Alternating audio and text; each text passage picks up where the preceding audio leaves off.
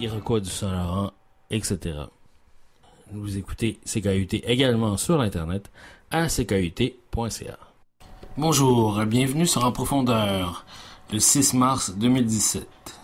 Aujourd'hui, au programme, nous allons écouter 2 entrevues réalisées par Marlène Bordelot de CKIA, Radio Basseville à Québec, qui est aussi la coordonnatrice à la production de cette radio et qui anime l'émission Voix autochtone.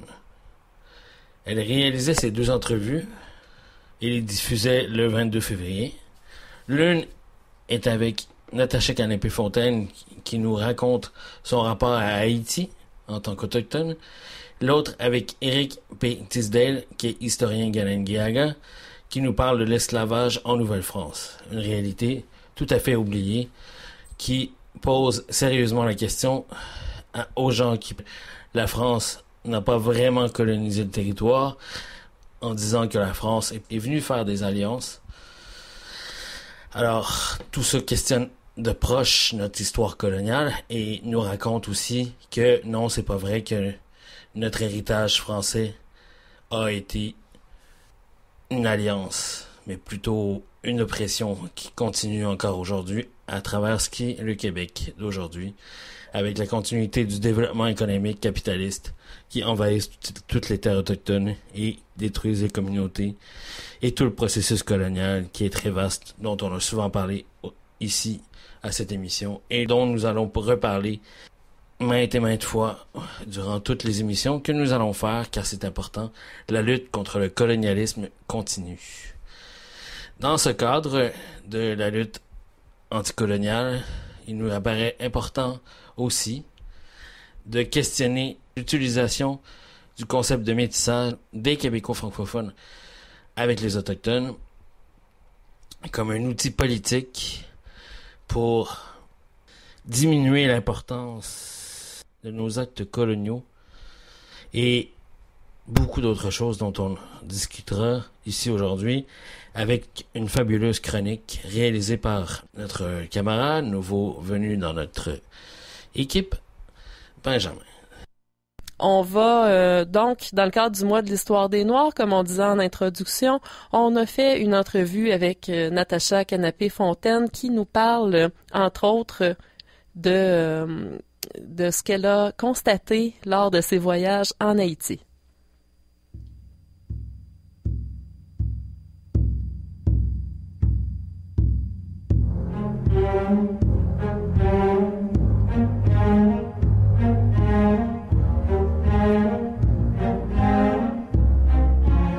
C'est quoi, tu vois, justement, de commun entre les Haïtiens, à la fois, mettons, les Haïtiens de Montréal, et puis en Haïti, où tu es allé aussi? Oui. Avec les Autochtones. Oui. Et comme je disais tantôt, comme on va en reparler plus tard, dans le sens que avec Moulias, donc on est allé en Haïti pour des premières représentations à l'international. C'était au festival 4 Chemins qui avait lieu à Port-au-Prince. Et c'était un grand festival avec des gens de partout ailleurs. On a rencontré des Belges, des Français, des Sud-Américains, des Mexicains. En tout cas, c'était magnifique. J'avais rencontré aussi des performeurs autochtones du Mexique vivant aux États-Unis, puis un autre de Toronto. En tout cas, on n'était pas les seuls finalement. C'est le fun de voir aussi qu'il se passe des événements internationaux d'envergure dans d'autres pays comme ça, comme en Haïti. Ouais, puis de pouvoir en faire partie aussi. Oui, tout à fait. Et puis ça, là, c'est pour les gars, pour Marco, pour Charles, pour Xavier et Christophe, c'était leur première fois en Haïti. Même pour moi, c'était la 3e. Et en fait, je suis complètement attachée. Je sais pas, il y a quelque chose, peut-être... Je sais pas si c'est dans l'âme, dans le cœur, dans la tête, dans des gens, je sais pas, ou dans l'énergie, mais d'abord, quand je suis arrivée à Montréal, mon éditeur est déjà René Saint-Éloi et haïtien. Oui. et au travers de lui, j'ai appris à connaître la communauté haïtienne de Montréal. Et finalement, j'ai rencontré un groupe de musique traditionnelle, Rara Soleil, qui m'ont donné beaucoup de détails sur l'histoire d'Haïti, etc. Donc ça fait partie. Ouais. Mais je les ai beaucoup suivis.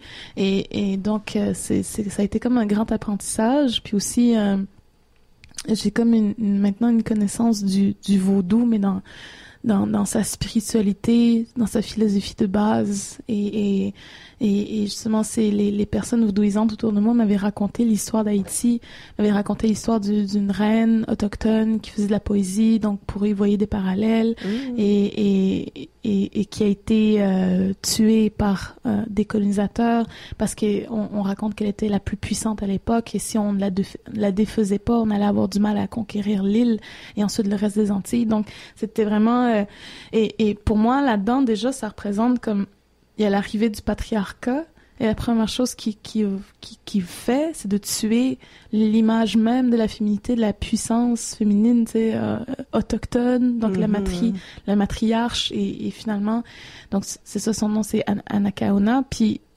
de réussir à détruire cette image, cette puissance-là, c'est comme le premier sacrifice presque en Amérique, tu sais, de voir que bon, le patriarcat arrive et tue la femme autochtone. Et c'est comme si, vu que ça, c'est à la base, maintenant que j'ai connaissance de ça, vu que c'est à la base, je sais pas comment dire, c'est comme, vu que c'est ça le commencement de la colonisation dans les Amériques, c'est comme s'il fallait maintenant renverser ça. Il fallait que les femmes autochtones prennent la parole, renaissent de leurs cendres, et c'est comme si cette énergie-là, cette puissance féminine-là doit revenir dans les communautés et doit être ressentie chez les femmes autochtones pour qu'elles se sentent fortes et puissantes et surtout ensemble. Donc, parenthèse. Et donc, je suis arrivée en Haïti, René avait organisé le festival des Nuits amérindiennes en Haïti. Il y a eu de grands échanges entre des auteurs autochtones et des auteurs haïtiens, mais aussi le public haïtien. Et ça a été pour moi une grande expérience de pouvoir y aller autant...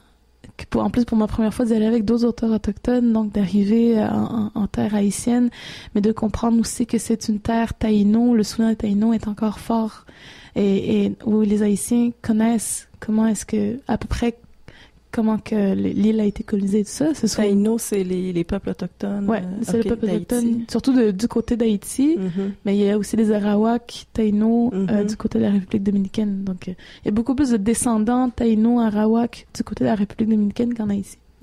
Mais chez les Haïtiens, il y a quand même des descendants des Taïno. Donc, dans le sens qu'il y a eu quand même du métissage, et l'histoire même du vaudou, l'histoire même de l'île, en fait, c'est que il y a eu l'esclavage par la suite, et il y a eu au moment où il y a des esclaves qui ont commencé à fuir, des esclaves africains, ils se sont cachés dans les montagnes. Mais à l'époque, comme il y a eu une extermination des peuples autochtones, mais il y avait des autochtones qui se cachaient dans les montagnes déjà. Et donc, en sachant très bien qu'ils allaient finir par disparaître, ils ont donné en héritage aux esclaves africains vaudouisants de grandes connaissances spirituelles et des mythes et des oracles et toutes sortes de beaucoup de bagages spirituels de la spiritualité taïno aux vaudouisants haïtiens. Et c'est pour ça que le vaudou haïtien est très différent, est déjà un assemblage des vaudous africains, donc de tous ces esclaves qui sont de toutes qui sont arrivés de plusieurs endroits en même temps, et en même temps sa particularité, c'est d'avoir la spiritualité autochtone de l'île dans son fondement aussi. Donc c'est tout, c'est ce qu'on m'a appris. Puis beaucoup de ressemblances dans les spiritualités, dans la façon d'être, dans le rire, dans la façon de voir la vie malgré la pauvreté, malgré les difficultés. En même temps, t'arrives à Port-au-Prince, t'as l'impression d'être dans une grande réserve parce que il y a plein de voitures qui a bossé, il y a des chiens dans les rues, des chiens errants, les gens embarquent dans les voitures, dans les pick-up. C'est comme, t'as vraiment l'impression d'être je sais pas, d'être dans la communauté. Tu sais. Oui. Les autochtones, les autres, comme Marianne Réguil avait dit, mon Dieu, j'ai l'impression de t'acheter un yacht. Et moi, j'avais l'impression de taper sa mythe. Tu sais. Fait que il y a quand même un sentiment d'être à la maison quand même, qui est assez particulier. Puis il y a une proximité entre les gens, hein. Il y a ça aussi. Ouais, déjà, il y a beaucoup de chaleur entre les gens.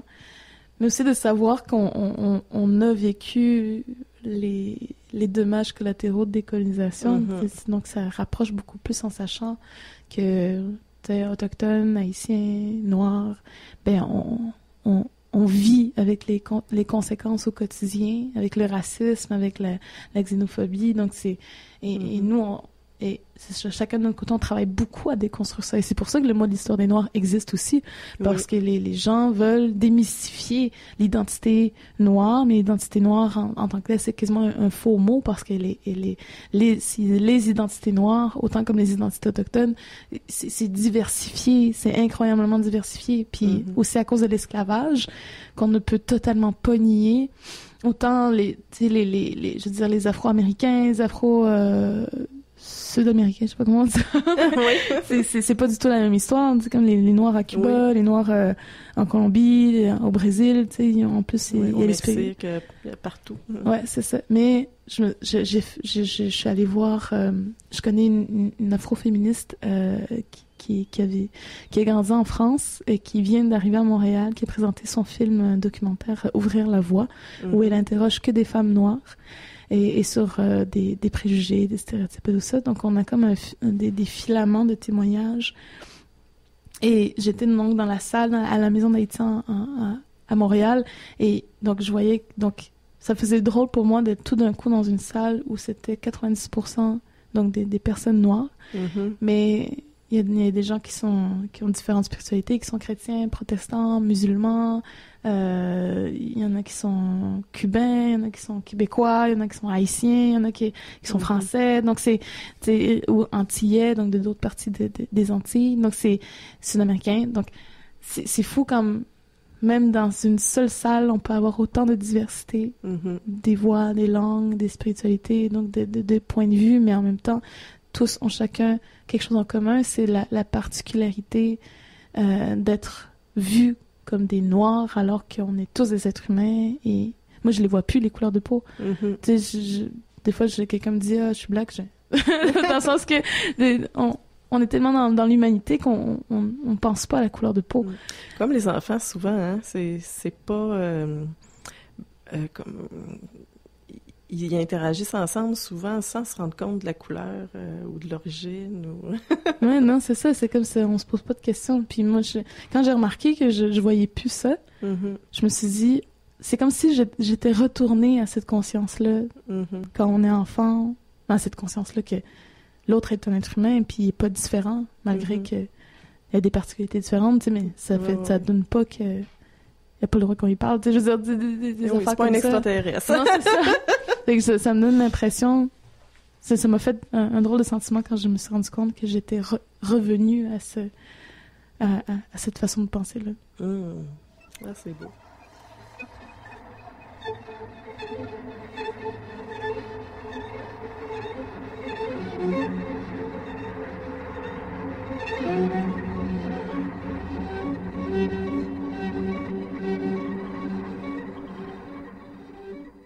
Mais comme on dit, les traumatismes s'imprègnent jusque dans l'ADN, les traumatismes collectifs.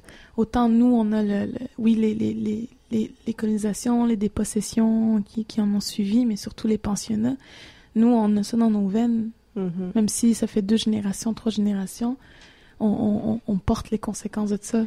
Puis ça risque même de rester encore pour 2, 3, 4 générations, mais le temps que ça s'amenuise, on a encore beaucoup à faire pour travailler. Et puis on peut le diminuer dans une démarche spirituelle ou intellectuelle qui fait qu'on comprend mieux pourquoi on a telle conséquence, pourquoi on vit avec telle, je sais pas, addiction ou dépendance, et qu'on apprenne à maîtriser ou à diminuer ça dans nos vies présentes, qui fait en sorte que peut-être dans la génération d'après, ben, si on leur donne ces outils-là, mais ça va être plus facile de désamorcer ce traumatisme-là. Et autant, c'est le même processus chez les populations de descendants d'esclaves, parce que ils savent que le traumatisme est dans leur corps, puis et donc on travaille, chacun de notre côté, je pense qu'on travaille à désamorcer les conséquences de chaque traumatisme. Donc. Puis même, disons, les Africains, en tout cas, moi j'étais allée au Burkina Faso, entre autres, puis même ceux qui sont restés là-bas, qui n'ont pas été emportés par les négriers, le vivent très intensément, là, cette offense à leur humanité, là. Ben, c'est sûr, puis je pense que ce qui marque... Moi, j'ai lu Léonora Miano, par exemple, des auteurs noirs, africains, les auteurs africains qui ont écrit sur je sais plus comment s'appelle le roman de Léonora, mais parce que je l'avais entendu dans une librairie le lire elle-même. Et un extrait, je pense, de l'ombre, le passage de l'ombre, je sais plus, mais elle a lu un extrait où elle raconte la déchirure des mères, des familles qui ont vu leurs fils se faire emporter. Les mères, les femmes, les sœurs, et comment est-ce que les femmes ont dû vivre avec cette rupture, avec ce vol des hommes de leur communauté, et comment ils ont dû... et les hommes aussi, les esclaves qui ont dû faire avec la séparation avec le territoire, le territoire d'origine, le territoire mère. Oui. Cette blessure-là est encore présente. On la ressent beaucoup, justement. Moi, je la ressens. Autant, mettons, chez les Haïtiens à Montréal, la séparation avec Haïti, mais déjà la séparation avec Haïti, mais la séparation avec l'Afrique. Et c'est encore dans le sang. Autant nous, on le vit, cette séparation avec le territoire. Alors que vous êtes encore dessus, mais il y a une rupture quand même. Oui, parce qu'on nous empêche la relation depuis tellement d'années. Justement, en me disant ça, si je peux penser tout à fait aux parents qui ont dû, disons, livrer leurs enfants pour les pensionnats. Ça se faisait pas avec des chaînes, des menottes, mais quand même. Ils étaient obligés, forcés, menacés de prison, de dépossession. Oui, les parents qui s'opposaient à ça. Donc, ça ressemble, oui. Mais c'est ça, la séparation avec la terre d'origine, la famille, justement, la rupture. Les générations aussi. Donc, c'est tout... Mais là sont les parallèles entre les peuples noirs et les peuples autochtones, ici en Amérique du Nord. Et en fait, quand je vais dans la communauté haïtienne, c'est un discours que je tiens souvent. Dans le sens que si je suis là, c'est parce que je me sens bien, parce que je me sens... aimé, accepté, supporté. On m'enseigne beaucoup de choses. Et si c'est pas eux-mêmes, si c'est pas les Haïtiens même qui m'ont raconté cette histoire-là, je pense que je l'aurais jamais apprise autrement. On raconte pas ça dans les livres d'histoire non plus, l'histoire d'esclavage. Ouais. Et donc les perspectives des populations noires. Donc c'est vraiment si ça aurait pas été de eux qui sont devenus ma famille, mais j'aurais pas ces connaissances-là. Et maintenant aussi, grâce à René qui me donne à lire des auteurs palestiniens, des auteurs africains, des auteurs haïtiens, des auteurs noirs qui vivent en France, en Europe. Donc, tous ceux qui font partie de ce qu'on appelle aussi la littérature de la négritude, comme Aimé Césaire. Oui, c'est ça, les grands poètes de la négritude t'influencent aussi. Oui, mais complètement, parce que je retrouve dans leurs écrits ce que je recherche moi-même à dire. Et donc, c'est comme si tout était déjà écrit.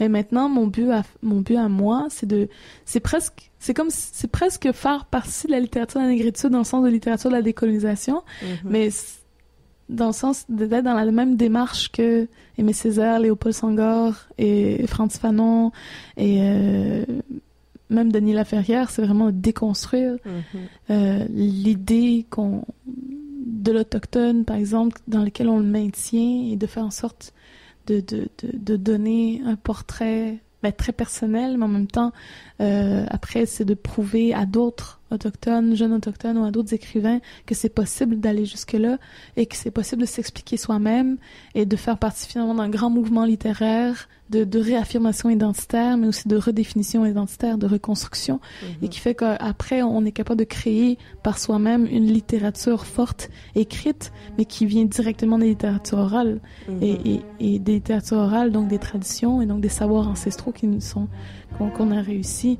à garder jusqu'ici, malgré les conséquences de la colonisation. Vous écoutez CKUT 90.3 FM dans ce qu'on appelle Montréal, territoire occupé, Ganengiaga, Anishinaabe, Iroquois du Saint-Laurent, etc. Vous écoutez CKUT également sur l'Internet à ckut.ca. Nous avons écouté cette entrevue réalisée par Marlène Bordelot de CKIA, Radio Basse-Vallée de Québec, dans l'émission Voix autochtone. Nous allons maintenant écouter une autre de ces entrevues, maintenant avec Éric Pouliot-Tisdale, historien Galengaga, qui nous parle de l'esclavage en Nouvelle-France. Nous avons présentement au bout du fil Éric Pouliot-Tisdale, qui est un historien pas mal spécialisé en recherche et en archives, hein? Oui, exactement, c'est ça. J'ai commencé à fouiner en suivant un petit peu les historiques de quelques cinématographes qui avaient fait l'histoire d'Angélique, une esclave noire à Montréal. Ah. Et puis tout ça, ça m'a mené à faire une petite recherche sur l'historique de l'esclavage, brièvement. Et puis, je vais vous résumer le départ de l'historique de l'esclavage pour nous ramener à Montréal. Oh, OK. Avec l'histoire d'Angélique, une esclave noire qui a été accusée d'avoir mis le feu chez ses maîtres. Oh, palais. Oui, c'est ça. Alors, on va débuter avec l'esclavage. On sait que Christophe Colomb arrive en 1492. Et puis, les premiers bateaux qui vont amener les esclaves à Hispaniola, qui est l'île contemporaine d'Haïti et République dominicaine, en 1502. Puis, on sait qu'il y a quelques Africains qui se sont échappés, comme Natacha le relatait précédemment. Oui, oui. Ils se sont sauvés, effectivement, dans les montagnes, et puis certains métissages ont eu lieu. Et puis, à peu près dans la même période, en 1526, en Caroline du Sud, il y a une colonie espagnole par San Miguel de Guadalpe qui s'est installée là. Et puis, il y avait une centaine d'esclaves asservis là aussi. OK. Et puis, il y a quelques esclaves de ce groupe-là qui se sont sauvés et qui ont été rescapés par des Amérindiens. Donc, on peut voir que c'est pas mal la source de ces rencontres-là dans l'Amérique centrale et puis dans les Antilles, spécialement. Puis, on arrive, disons, en 1622 aux États-Unis. Oui. On sait qu'il y a des Amérindiens qui ont été installés à Jamestown, c'est-à-dire des esclaves à Jamestown, en Virginie. OK. Et puis, il y a eu un raid amérindien qui ont ravagé ce village-là. Et puis, ils ont amené des esclaves africains avec eux. Ils les ont intégrés avec eux. Donc, on peut dire que ce phénomène-là d'intégration, c'est pas mal humain. Oui. Dans pas mal toutes les Premières Nations ou tribus de tous les peuples du monde entier. Après des guerres intertribales, les gens conservaient les femmes et les enfants puis les intégraient dans leur communauté. C'est un phénomène pas mal humain international. Oui. Et puis, c'est qu'on avait dit de ça.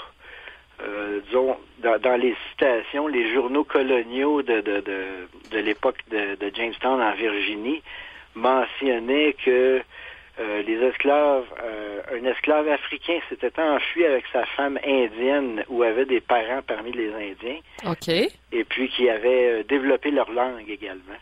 Donc c'était une intégration littéralement de ces esclaves-là aux communautés autochtones.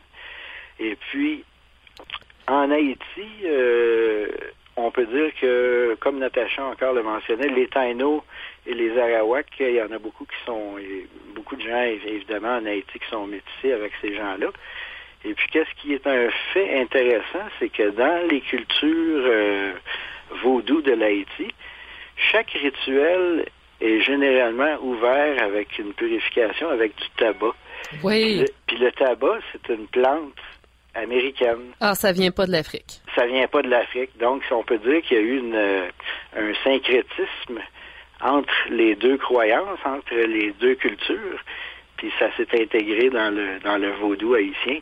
Mais jusqu'à maintenant, je me suis informé un petit peu auprès de la communauté haïtienne, puis il y a personne qui a de détails concrets sur ça parce que c'est plutôt lointain. Donc, côté détail, ça y manque un petit peu. C'est ça, on ne sait pas comment c'est arrivé, mais on peut constater que c'est là.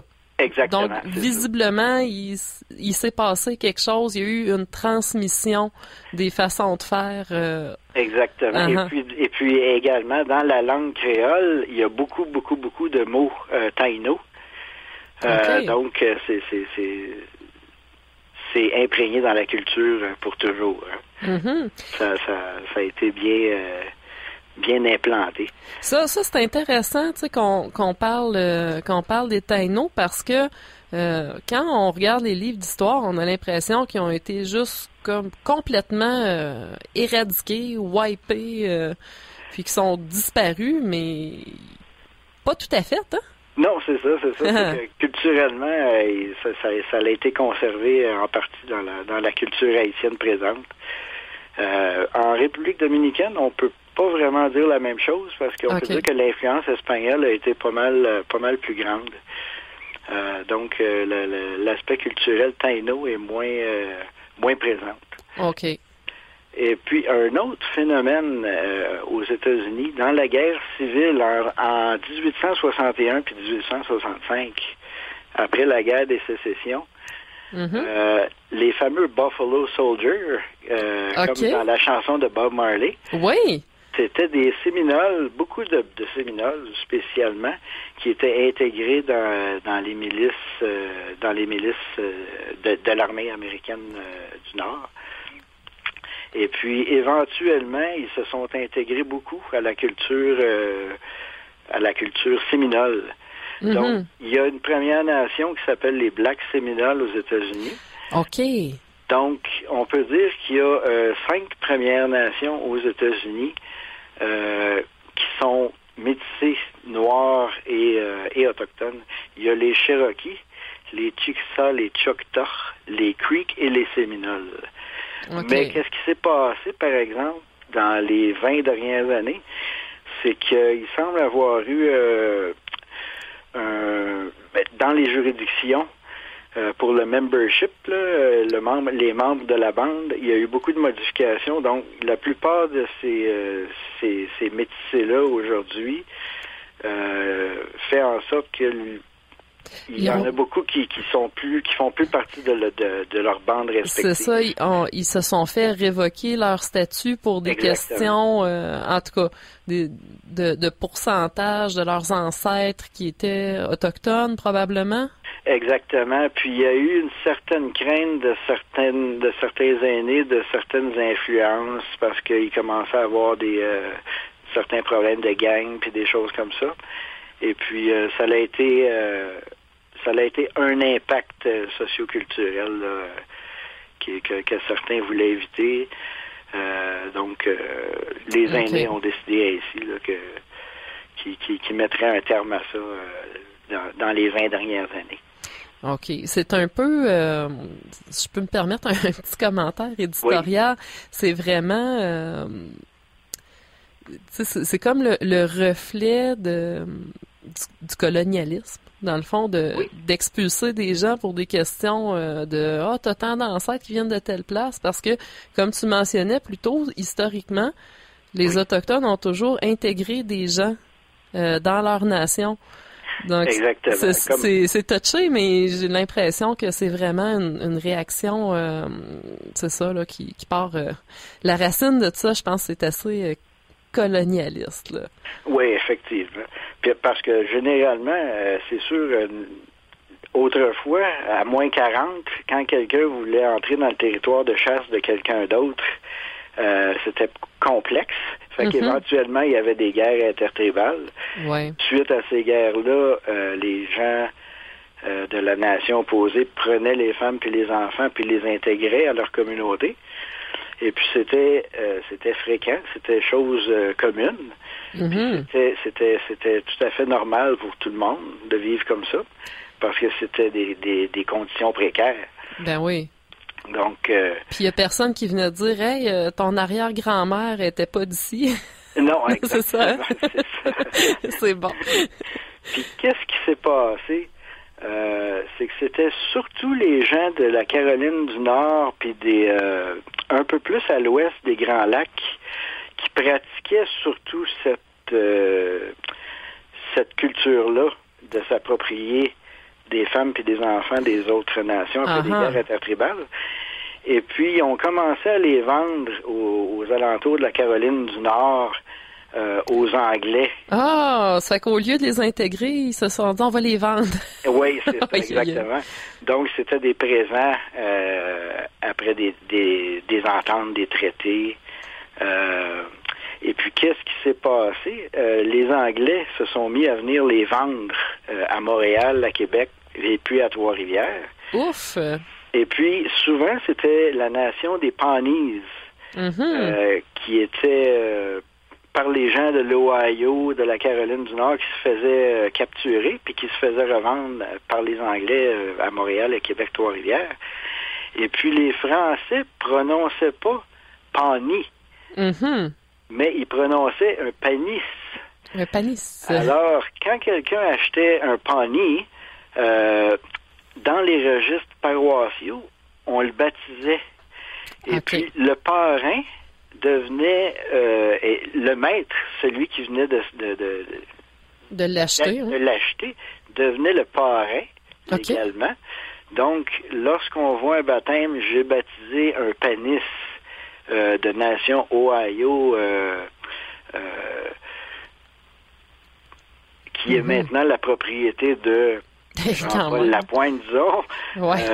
Donc, on voit que c'était un acte suite à l'achat. Ouais, c'est assez... ouais, hein? Oui, on n'est pas habitué on pense pas beaucoup à ça qu'ici, il y a déjà eu de l'esclavage, puis quand même pas mal. Oui, puis c'est tout ça, ça a débuté en réalité c'est l'intendant Raudot, le 13 avril 1709, qui a officiellement légalisé l'esclavage. Parce que qu'est-ce qui est arrivé en 1833? L'esclavage a été aboli. OK. Mais ça a été ouvert en 1689 par le roi de France. Mais ça n'a jamais été vraiment publié dans les archives du Québec. On le voit dans les archives de France, mais rien vraiment dans les archives du Québec. Mais c'était pas très promu en promotion de faire l'esclavage des Autochtones parce que c'était plus facile pour eux de se sauver dans le bois. Tu sais. Puis tandis que les Noirs avaient une génétique qui était en contact avec l'Europe depuis plus longtemps. Donc, ils étaient immunisés de tous les virus des Européens. Ah, ça, c'est un autre bon point, hein? Oui, ça, c'est un point pas mal important. Oui. Et puis, qu'est-ce qui s'est passé? L'ordonnance légalisant l'esclavage par l'intendant Raudot au sujet des nègres et des sauvages nommés panis le 13 avril 1709. Dans ça, on cite que je vais en faire une brève lecture. Donc, il cite « Ayant une connaissance parfaite de l'avantage que cette colonie retirerait si on pouvait sûrement y mettre par des achats que les habitants en feraient des sauvages qu'on nomme panis, dont la nation est très éloignée de ce pays, et qu'on peut avoir par les sauvages qui vont les prendre chez eux et les trafiquent le plus souvent avec les Anglais de la Caroline, et qui en ont quelquefois vendu aux gens de ce pays, un Français très, très ancien, lesquels se trouvaient souvent frustrés des sommes considérables qu'ils en donnent par une idée de liberté que leur inspirent ceux qui ne les ont pas achetés, ce qui fait qu'ils quittent quasi toujours leur maître. Et ce, sous prétexte qu'en France, il n'y avait point d'esclaves, ce qui ne se trouve pas toujours vrai par rapport aux colonies qui en dépendent, puisque dans les îles de ce continent, tous les nègres que les habitants achètent sont toujours regardés comme tels, et comme toutes les colonies doivent être regardées sur le même pied, et que les peuples de la nation panis, ils sont aussi nécessaires aux habitants de ce pays pour la culture des terres. Donc, qu'est-ce qui est arrivé par contre, c'est que au début, les colons français pensaient intégrer les 10 panis pour l'agriculture, mais finalement, ils servaient plutôt de guide pour des chasses, pour des pêches, et puis pour des attaques et puis pour des guerres. OK. Ils se sont servis surtout des Noirs en ville, et puis c'était les bourgeois, des bourgeois de Montréal, de Québec, puis de Trois-Rivières. Donc, on peut dire que la plupart des Québécois qui font leur généalogie vont trouver de leurs ancêtres qui étaient détenteurs d'esclaves. Mm-hmm. Parce qu'évidemment, 300, 400 ans, c'est pas très, très long. Fait que Effectivement. tout le monde est éventuellement cousin au Québec. Et puis, on disait aussi, étant leurs esclaves, faisant défense aux dits panis et nègres de quitter leur maître, la peine était de 50 livres d'amende. Ouh, c'est cher. Oui, autrefois. Ouais, autrefois en plus, là. Et puis, suite à ça c'était le 13 avril 1709. Le 1er septembre 1736, le Gilles Hoccard, qui était le représentant officiel de la couronne, il fait une ordonnance concernant les esclaves. Alors, le 1er septembre, pour la libération d'esclaves, il offre aux maîtres qui veulent libérer leurs esclaves de pouvoir le faire légalement. OK. Et puis, ça a surtout été fait pour les panisses. OK. Parce que les Noirs, étant donné qu'ils étaient immunisés, comme je disais, ils valaient plus cher. Fait que quelqu'un qui venait de s'acquérir un Noir, il voulait lui conserver, évidemment. Aïe, aïe, aïe, aïe. Oui, c'est ça. Donc, tu sais, l'esclavage, c'est quelque chose que et les Autochtones et les Noirs ont vécu à la même époque. Oui, exactement. Au Québec.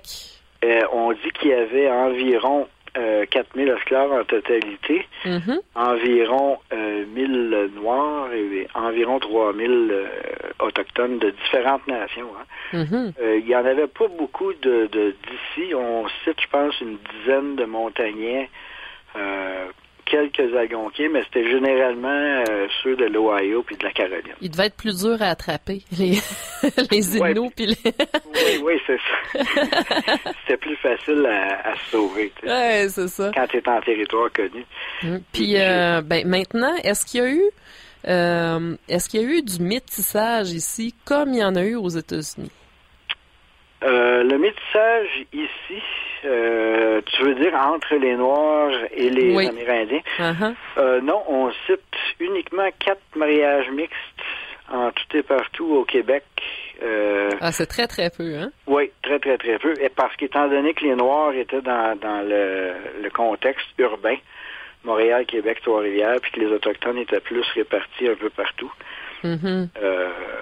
Donc, les circonstances ont fait en sorte que c'était pas vraiment une particularité. OK. Puis, tiens, Angélique, elle, pour sa part, est-ce qu'elle était dans un mariage mixte? Angélique, elle avait un amant blanc. Ah, OK. Angélique avait un amant blanc et puis elle avait l'intention de quitter avec son amant blanc parce que Angélique, l'histoire, ça commence le 10 avril 1734. Le feu prend chez sa maîtresse et puis elle est arrêtée. Donc, sa maîtresse s'appelait Thérèse de Coigne de Francheville. OK, boy. Et ouais, c'est ça. Et puis, qu'est-ce qui est arrivé? Elle a été accusée 2 jours avant l'incendie. Bon, on l'aurait vu mijoter son escapade. Ah! Mais il n'y a pas vraiment de preuves tangibles parce que à la cour, elle a passé. L'incendie s'est produit le 10. Ils ont été en cours dès le 22 mai. OK. Et puis, il y a eu environ 8 témoins, mais c'était pas personne qui avait vu les faits. OK. Puis la seule personne qui a été considérée comme témoin officiel, c'était une fillette de 5 ans. OK. Et puis, qui dit qu'elle avait vu mettre des bûches de bois dans le foyer. Ouais. Donc, le juge a condamné Angélique à la peine de mort. Ouch. Pour satisfaire la population. Mm-hmm. Parce que on sait que c'était incrédible, le témoignage de cette fillette-là. Oui, vraiment. Aujourd'hui, ça passerait pas, là. Non, c'est ça. Fait que ça va toujours rester un mystère. Est-ce qu'Angélique a mis le feu? Est-ce qu'Angélique a pas mis le feu? Est-ce personne n'a que pas de réponse là-dessus. est-ce que c'est le mystère qui a fomenté la pièce de théâtre sur Angélique? Ben exactement. Ah! Donc Angélique, la pièce a été écrite par Lorena Gell et puis elle est dirigée par Mike Payette. Et puis ça va se produire du 16 mars au 2 avril de cette année au 5170 chemin de la Côte-Sainte-Catherine. C'est un studio qui s'appelle le Centre Ségal des performances d'art. OK. Et puis c'est au métro Côte-Sainte-Catherine à 2 minutes de marche. Puis la pièce, j'ai rencontré l'équipe cette semaine. OK. Pour les mettre en contexte un peu de l'historique de l'esclavage à Montréal. OK, donc c'est là que toi, en tant qu'historien, t'es entré en ligne de compte, là. Oui, c'est ça. Je leur ai expliqué un peu toute l'histoire du contexte de l'esclavage à Montréal, au Québec et tout ça. Parce qu'évidemment, c'est très vaste. Oui. J'ai fait des analyses, par exemple, on sait que à Kanesatake, j'ai fait une étude là-dessus, et puis on voyait qu'il y avait des Noirs qui avaient réussi à se sauver, qui ont été adoptés par un chef Mohawk en 1797-99. Tandis qu'il y avait des Algonquiens qui adoptaient des panisses, mais qui voulaient les... le curé mentionne que les Algonquiens veulent qu'ils le considèrent comme un captif. Donc, les Mohawks les intégraient à leur nation, ils les adoptaient, tandis que plusieurs Algonquiens voulaient les conserver comme esclaves et les intégraient pas à leur nation. Oui, ça c'était spécifique à cette période-là, évidemment. Parce qu'on sait que la plupart des Mohawks qui ont adopté des Noirs, à ce qu'on sait, à Kanesatake, je vais vous en citer un. En 1799, le 20 juillet, il est mentionné dans un décès un nègre inconnu décédé hier au matin, âgé de 5 mois ou environ, adopté par Jean-Baptiste Goa, chef Iroquois. Ah bon, ben c'est une preuve là. Oui, irréfutable. Irréfutable, historique puis tout. Hey Éric, c'est dommage, Colin, va falloir qu'on se reparle. Ben oui, c'est ça. Parce que c'est déjà tout pour notre émission. On te remercie énormément d'avoir participé. On te remercie de ton temps et puis c'est certain qu'on se reparle. Excellent. Bon, bonne soirée. Merci. Puis, j'espère vous voir à la pièce de théâtre. Moi, je vais me présenter également. L'invitation est lancée. Merci beaucoup. Merci, hein? Bye. Vous écoutez CKUT 90.3 FM dans ce qu'on appelle Montréal, territoire occupé, Ganengiaga, Anishinaabe, Iroquois du Saint-Laurent, etc. Vous écoutez CKUT également sur Internet à ckut.ca. Dernière partie de l'émission et non la moindre, cette chronique de notre nouveau camarade dans cette équipe, Benjamin. Salut à tous et toutes, salut Christian, salut aux auditeurs, aux éditrices et à toute l'équipe de En Profondeur. Écoutez, aujourd'hui je voulais vous parler d'un sujet qui me tient à cœur et je trouve qu'il prend beaucoup d'importance au Québec, en tout cas de plus en plus, c'est la question du métissage, ou en tout cas la rhétorique du métissage au Québec.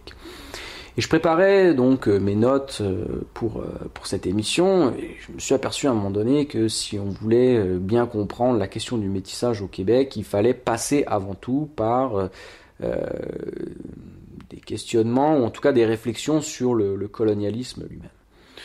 Donc le colonialisme, ce qu'on entend par ce terme-là, c'est un petit peu différent de la colonisation elle-même. La colonisation, c'est le fait même pour un pouvoir, un État, une force étrangère d'envahir un territoire, de le prendre sous son contrôle et de l'utiliser comme si c'était le sien. Le colonialisme, quant à lui, c'est un système, c'est un processus qui accompagne la colonisation et qui vise à naturaliser, à légitimer, à expliquer la colonisation. Généralement, on reconnaît qu'il y a deux types, deux logiques de colonialisme distinctes. D'abord le colonialisme classique ou le colonialisme d'extraction et le colonialisme de peuplement. Bon, c'est des distinctions qui sont schématiques parce que dans l'histoire, ce sont deux logiques qui se sont retrouvées parfois confondues. Mais il y a quand même des fonctionnements un petit peu différents. Le colonialisme d'extraction, basiquement, c'est vous avez une nation étrangère qui envahit un territoire et qui va utiliser ce territoire pour extraire des ressources et les envoyer dans les métropoles. Donc une façon de s'enrichir. Ce qui a permis d'ailleurs, historiquement, ce qui a participé en tout cas au développement du capitalisme. Le colonialisme de peuplement, la logique est un petit peu différente, c'est vous avez une force étrangère qui envoie des colons dans un pays, qui prend possession du pays et qui va chercher à recréer une nouvelle société à cet endroit-là. Bon.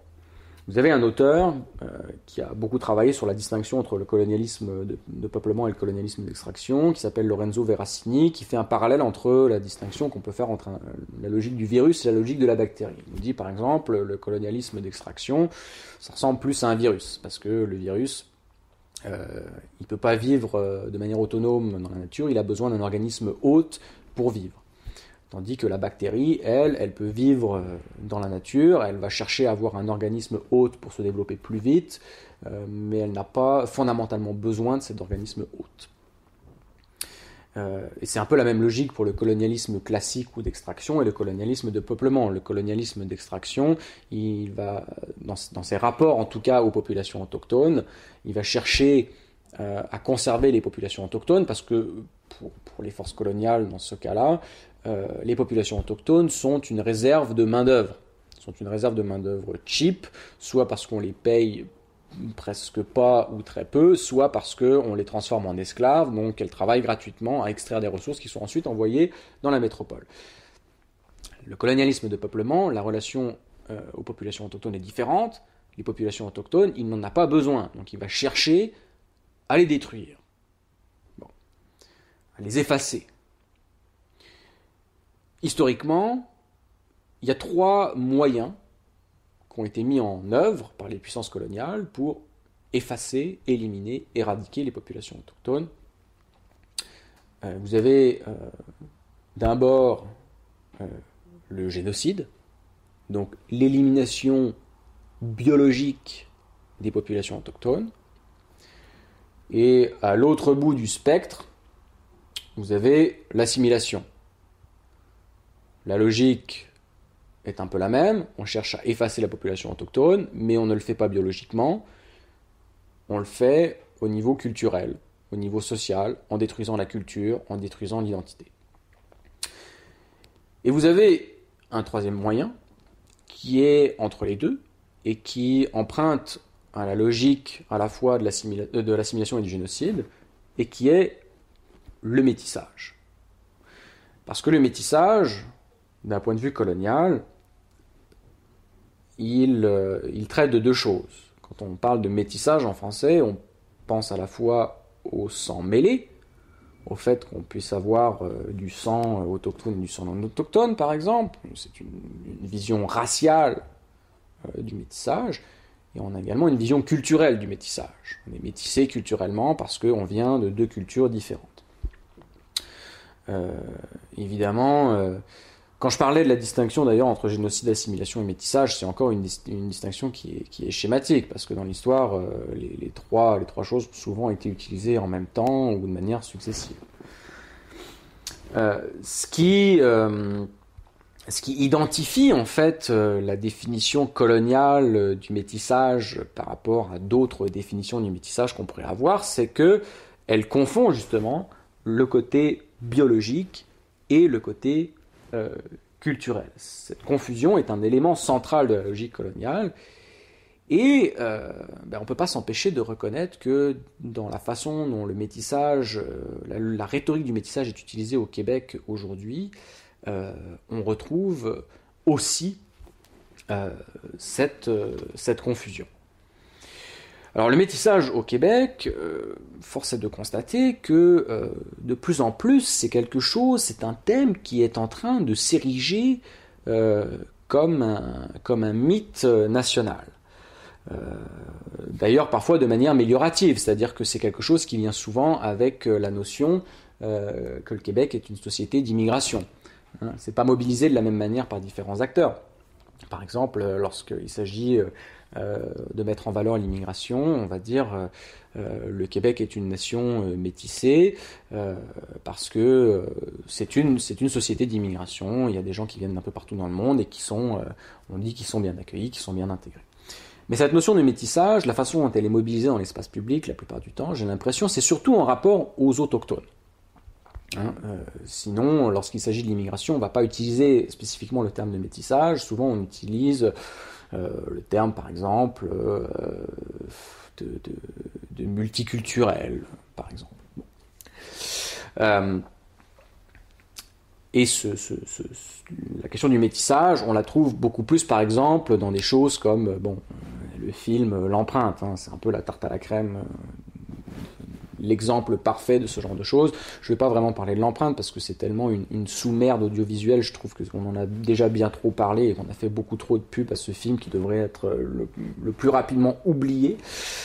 Quoi qu'il en soit, le métissage au Québec est en train de devenir un mythe national et c'est un mythe justement parce qu'il se fonde sur l'exagération d'un certain nombre d'éléments empiriques qui sont extrapolés, qui sont érigés en logique en elles-mêmes et qui deviennent en fait un système cohérent, un système idéologique cohérent.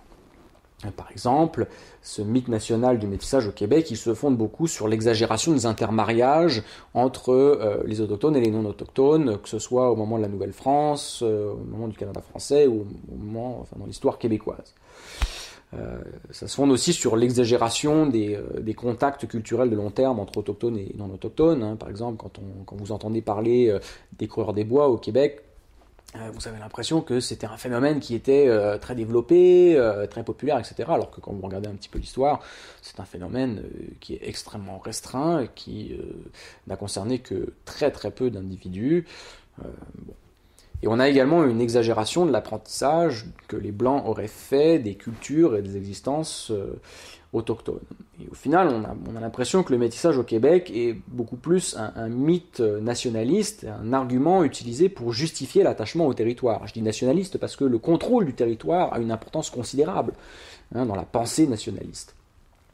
C'est une façon, en fait, ce mythe du métissage, de naturaliser les Québécois. Parce que quand je parlais au départ du colonialisme de peuplement, qui concerne principalement l'Amérique du Nord, en tout cas c'est vraiment le colonialisme qui identifie la colonisation nord-américaine au Québec, au Canada et aux États-Unis, je disais que la population colonisatrice n'a pas besoin de la population, dans son système à elle, en tout cas elle n'a pas besoin de la population autochtone, donc elle va chercher à l'effacer, à la détruire, et elle va chercher à la détruire pour pouvoir recréer une relation au territoire, du colonisateur au territoire, parce que c'est ça que j'entends, qui est une relation vierge.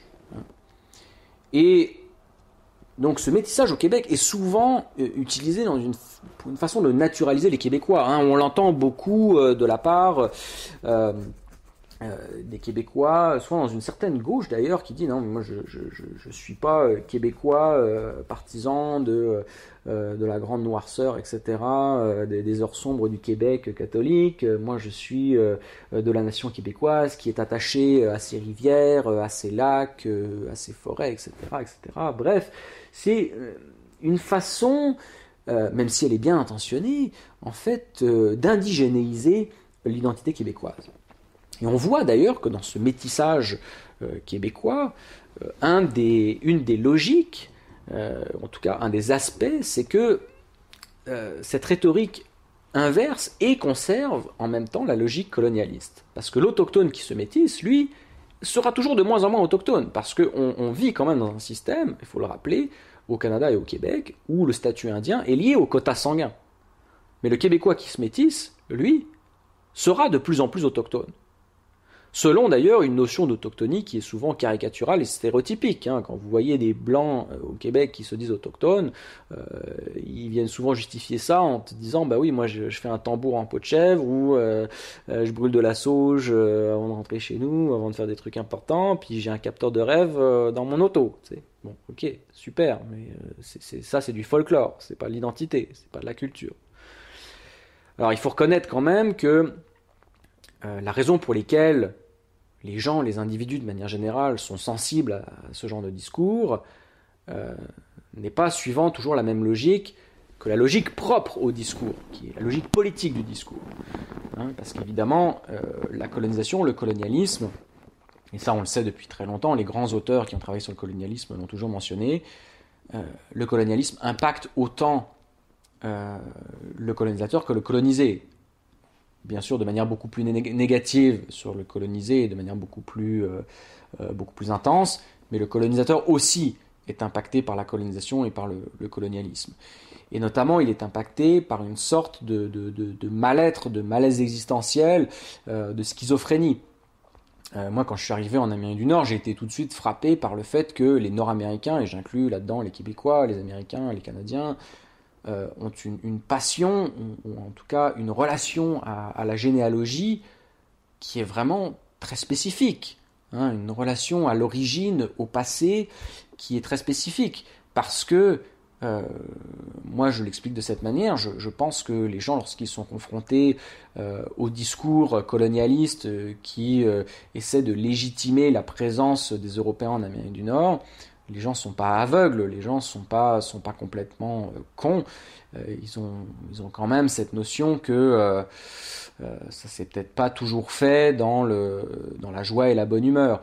Donc il y a cette espèce de schizophrénie par rapport à la colonisation. On est d'ici, mais on n'est pas vraiment d'ici, etc. Alors, suivant les gens, suivant d'ailleurs les croyances ou les orientations politiques, on va avoir des mécanismes différents pour gérer ce mal-être existentiel. Par exemple, moi je suis toujours étonné de voir la vieille génération de souverainistes qui, pour gérer un peu ce mal-être-là, vient vous dire mais non, nous en tant que Québécois, on ne peut pas être des colonisateurs, on a été colonisés par les Britanniques. Bon, c'est une réflexion qui est con comme la lune, mais c'est une réflexion qu'on entend quand même souvent. De l'autre côté, vous avez des gens qui justement vont utiliser la rhétorique du métissage pour se laver un petit peu de la responsabilité de participer et puis du malaise de participer à un système colonial dont ils et elles bénéficient, qui donc vont s'inventer une identité autochtone. Donc ça, c'est quand même un mécanisme qu'il faut prendre au sérieux. Pour finir, moi je dirais à ces gens-là qui sont sensibles au discours du métissage pour ces raisons qui, à mon avis, sont des mauvaises raisons, que plutôt que de faire justement comme les